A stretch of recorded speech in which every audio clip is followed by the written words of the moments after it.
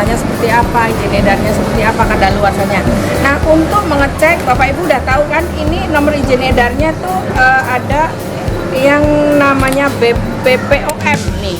BPOM kalau dia produknya dalam negeri itu kodenya MD. Kalau dia import itu kodenya ML. Ini ML, jadi ini import. Terus ada 16 digit. Nah, untuk mengecek ini nomornya benar atau tidak, itu ada aplikasinya, bisa di-download dari Play Store ya. Namanya cek BPOM ya. Di situ nanti kalau sudah mendownload, sudah bisa dibuka, nanti dimasukkan saja nomornya ini, BPOM ML nomor sekian-sekian, nanti akan keluar. Produk ini terdaftar, diproduksi oleh siapa, kadaluarsanya apa, itu ada ya, itu untuk mengecek kebenaran.